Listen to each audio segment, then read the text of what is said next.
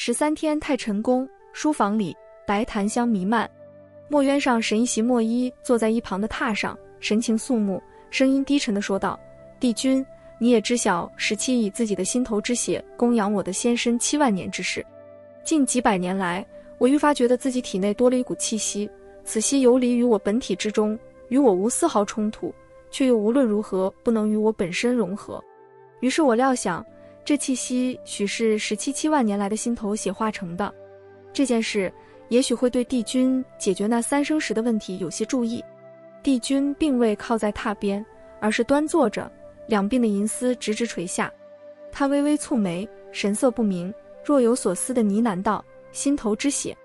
3生石是长世间姻缘的灵石，当年凤九断尾凝执念刻字，不曾将帝君的名字刻上。他起初以为是由于他修为尚浅，所以刻不上，于是待他法力完全恢复后，又将虎尾炼成法器去石头上刻字，前后试了2次都失败了。帝君知道3生石上的每个名字都是由此人的灵犀凝聚而成，经过这2次试验，他更加确定那石头并不是凭借兵刃能够加以改动的。若如墨渊说言，以他心头血持续滋养，3生石就会积聚气息虫，新现出他的名字，这样倒是说得通。当时17为了取心头血耗费了大半修为，险些性命不保。若是换作帝君，自然不会有那般严重。再加上帝君本就不同于寻常神仙，帝君之血本就凌厉无比，若用此法行得通，想来不需等到7万年就能见到3生石上重新出现的名字。只不过无论用何方法，都属逆天改命。3生石上多了一个名字，整个世间的因缘际会之规律恐怕就会被打乱。到时候帝君与凤九怕是都免不了一场天罚。紫衣银发的帝君沉思片刻，沉着声音，看似平静，却透出无比坚定之色。无论有何天罚，本帝君一人受这。至于3生石上的天下姻缘，如果乱了，本帝君就以自身法力修补还原便是。墨渊与东华曾是同窗，又是相识近30万年的故交，他深知东华一旦下定决心，便没有什么可以阻拦他的。他也知道东华本就神魔同体，遇到凤九前他弃魔成佛，现在为了凤九，他也可以一念成魔。所以去比较他心目中到底是天下苍生更重要些，还是凤九更重要些是大概是没有什么意义了。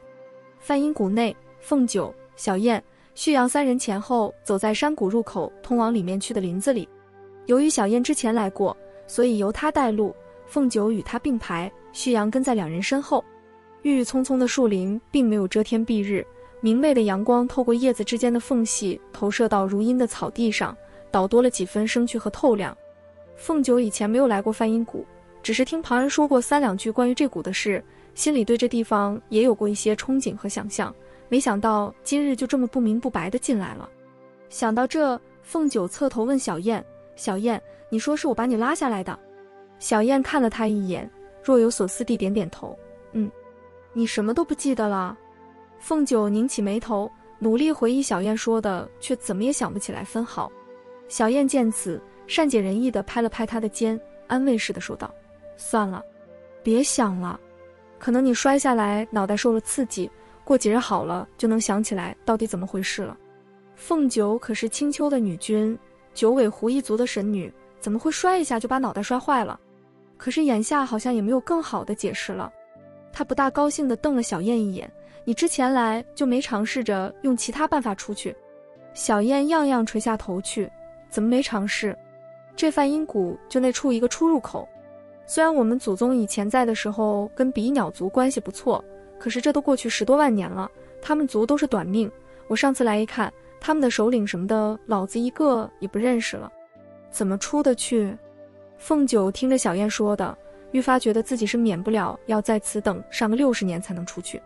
对于凤九来说，在哪待个60年都是待，每天练练剑，做做饭，看看画本子，到处逛一逛，时间也就过得快了。只不过她好歹是青丘女君，就算东荒向来风调雨顺，万民归心，总也会有点琐碎事务需要她处理。上次她到魔族去了3个月，她爹已然不大满意。60年后，他从梵音谷出去时，该找个什么样的理由来解释，才能逃过一顿吊打呢？凤九想想就觉得头疼。他回头瞥了一眼跟在他们身后不太远处的旭阳，猛然想起一件事来：青丘与比鸟族不睦。他得知真的到了梵音谷之后，本想隐瞒自己的身份，以免生出事端来。可是如今拜这位倒霉的赤之魔君所赐，他的身份对于比鸟族而言，应该也不是什么能够隐瞒的事了。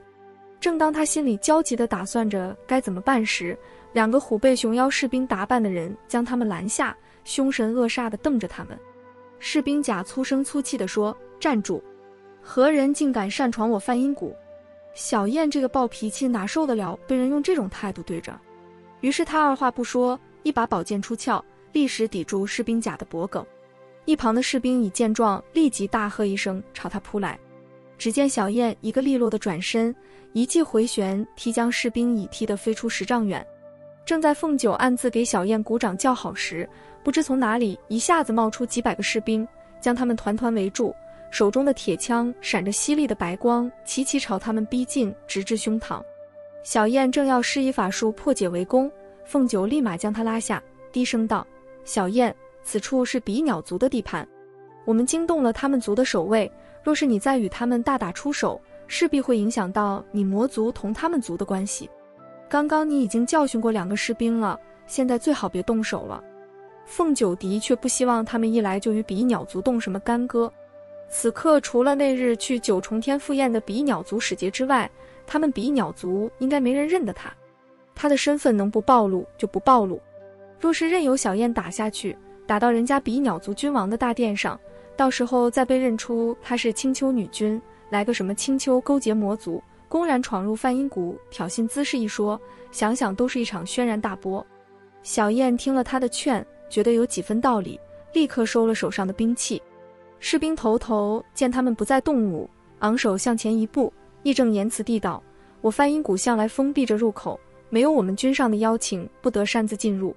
不管你3人为何来此，此刻都需随我们到王宫去面见女王。”旭阳几步跨到凤九、小燕身前，对着士兵头微微一颔首，笑道：“这位将士所以甚是，我们的确是有所冒犯，这就随你们入宫向女王陛下谢罪。”凤九恶狠狠地瞪了他一眼，心说他怎么老是跟他作对，多一事不如少一事。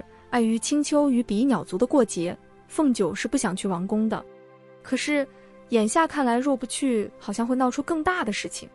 小燕心里也有盘算，其实她怕丢人，方才没告诉凤九，上次她来梵音谷是被帝君打下来的，心情难免差得很，一肚子邪火没触发。甫一到谷里，他想着他们魔族与比鸟族交情不错，也许能让那比鸟的女王把出口打开，好让他出这梵音谷。可一到王宫，他瞧见的都是陌生面孔，才想起来他们比鸟族都活不过几千岁，当时与他们祖宗关系好的比鸟女王早就不在了。于是他一着急一生气，脑袋一短路，差点把人家比鸟王宫给掀翻了。事后他也是悔不当初的，还好他并没暴露自己是魔族人这件事，不然这2族还算不错的关系就被得他给搞砸了。此番再来这梵音谷，他觉得自己毕竟长了几万岁，似乎不像先前那么鲁莽了。刚刚出手教训那2个士兵，全都是因为他们态度蛮横，不是自己的错。而且上次他得罪的比鸟女王如今也不在了，王宫里应该没人认识他。天时地利人和，他觉得这回他想想办法，说不定就能搞到出谷的通行证。于是3人各自有各自的心思，都没说什么，就跟着一队士兵入宫去了。比鸟王宫大殿宽敞明亮，却丝毫没有9重天上宫殿的那种富丽堂皇、金碧璀璨之感，想来这比鸟族还是十分低调节俭的。看上去挺年轻的比鸟族女王端坐于大殿正中上位，一袭朱红色的绣花丝绒披肩，高高盘起的发髻如墨玉一般庄严肃穆。如此这么一位端重板正的女王，正蹙着眉头，面露不悦地看着被带上殿来的凤九3人，低沉的声音道：“你们是何人？为何闯入我梵音谷？”旭阳又摆出他标志性的暖笑，这个笑容在其他人眼里也许很迷人，但是凤九看着除了反感就没别的。他说：“女君在上，请恕我等冒犯。在下乃是魔族赤之魔君旭阳，我身旁的这位是青之魔君燕池雾。”这位，他一边说一边用手比划着，还没等他介绍到凤九，一个分外好听的男声从殿外飘了进来，打断了他。这位是仲隐的义妹，清风院的九歌公主。殿下的三人和上座的女君齐齐将目光投向声园，只见一袭白衣的仲隐翩翩而来，步伐不疾不徐。除了女君之外，凤九三人都傻了眼，6只瞪大的眼睛直直地盯着面色从容的仲隐。女君立时收敛了严肃的神情，竟莞尔一笑，声音也柔和了许多。原来如此，子衣不知是魔族的殿下和公主大驾光临，多有得罪之处，还请各位见谅。最快回过神来的还是小燕，只不过这一阵惊吓也没能让她改一改粗犷的说话方式。她豪爽地一拱手，更加豪爽地说道：“女君不必介意，正所谓不知者不罪。”哎，仲隐，你小子怎么在这？这也是凤九和旭阳想问的。凤九以为这回必定要暴露她青丘女君的身份了，以为必定少不了一番纠缠。若是从前，凤九才不怕什么比翼鸟族，大不了打一架。可她现在是女君，承载着长辈们的期望、百姓们的敬仰，还有来自四海八荒的眼光，她怎么也得顾及一下颜面的。这下好了，仲隐简直就是上天听到了她的心声之后派来搭救她的天使。仲隐浅浅一笑，目色淡然：“我也是前几日刚到这梵音谷来的。”紫衣女君笑着说道：“这梵音谷隔绝红尘气息，仲隐殿下近来需闭关修炼，此处是绝好的场所。”紫衣便邀请殿下入谷了。小燕一听，心里的算盘立马打上了。她想，前几日并未到梵音谷60年的开谷之日，而仲隐却能进入，看来这位女君若是想让谁进，谁就能进；想让谁出，谁就能出。只是她很好奇，仲隐消失了19万年，而这位比翼鸟族女君看上去不过2-3千岁，她是如何认得她，又邀请她进来的呢？同样好奇这个问题的还有旭阳，不过他俩谁都没有问。韶光院位于比翼鸟王宫偏殿，整个王宫占地面积并不大，人也不多，就一个女君、2位王爷、2位公主，若干侍卫，若干婢女。女君住在正殿，其余人包括来做客的凤九一行人都住在偏殿。说话间，凤九三人来到梵音谷，住进王宫里也有些天了。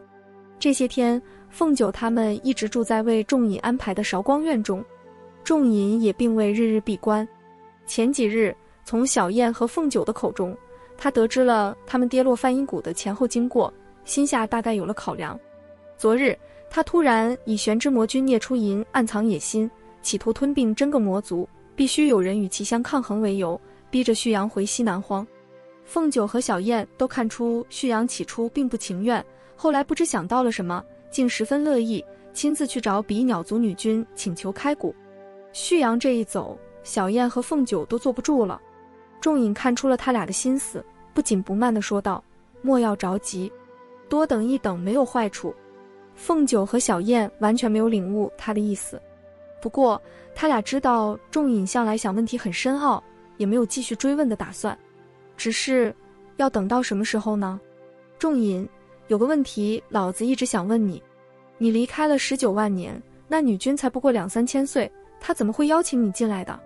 仲隐面无表情：“你应该知道，姐姐同比翼鸟族关系甚好。”小燕点点头，看来还真是你不请自来的，凭着我们2族的关系，厚着脸皮来向人家讨一个闭关的好地方。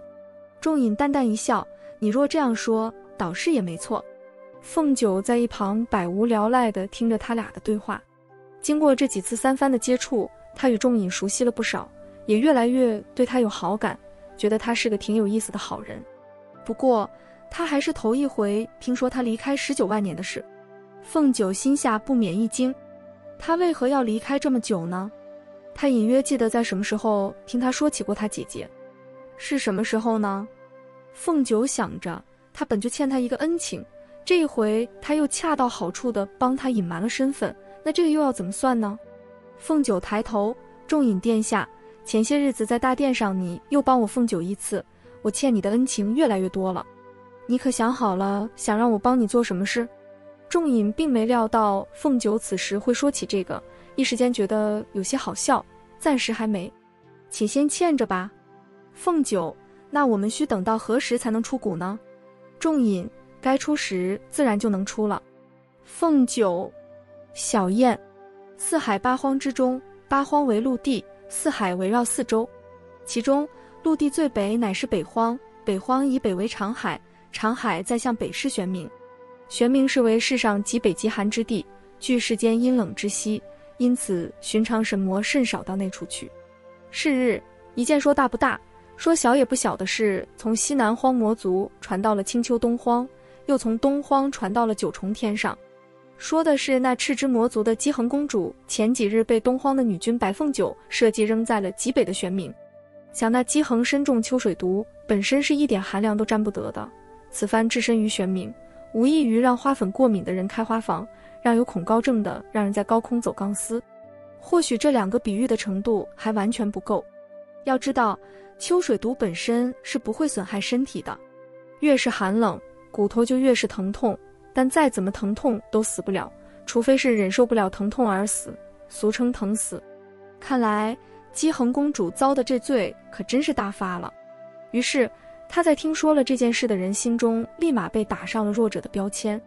按照她的自述，白凤九是因为爱慕青之魔君燕池雾，而燕池雾又对她姬恒痴心不移，于是才有了这件事。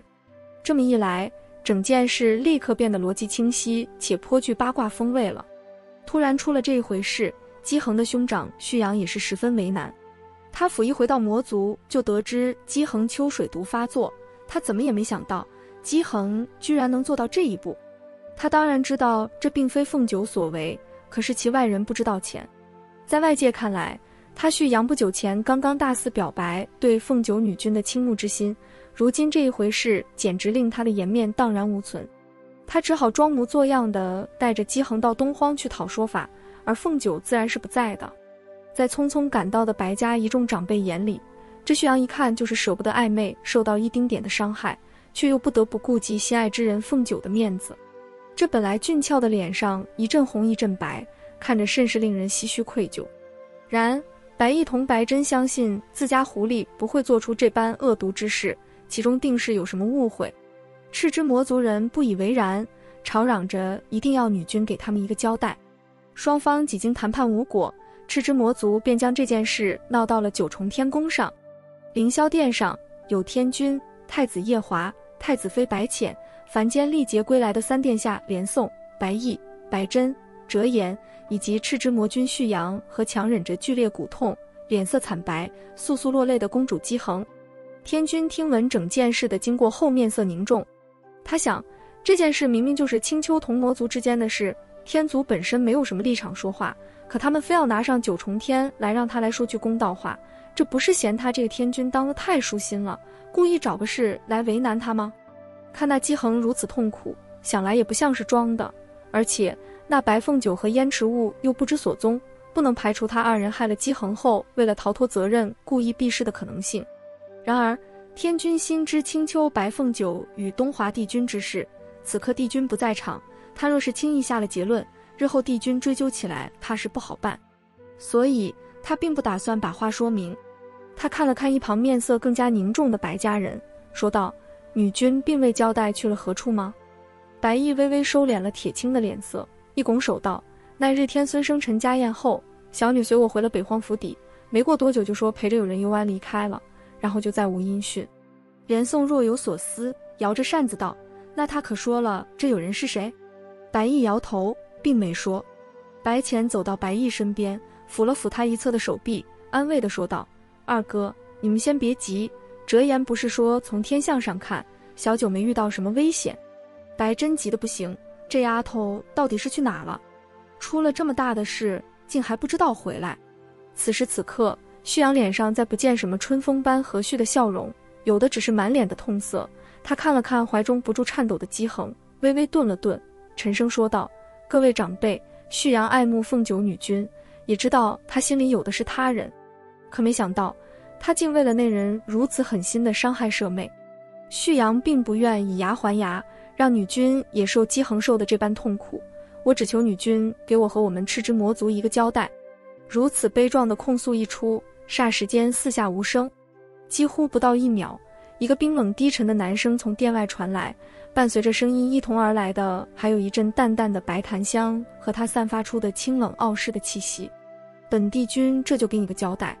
紫衣银发的神尊面无任何表情走进凌霄宝殿，走到旭阳和姬恒面前站定，继而用手搭上姬恒的脉搏，片刻后收手后退了几步，一挑眉，嘴角略微扬起了几乎微不可察的轻蔑。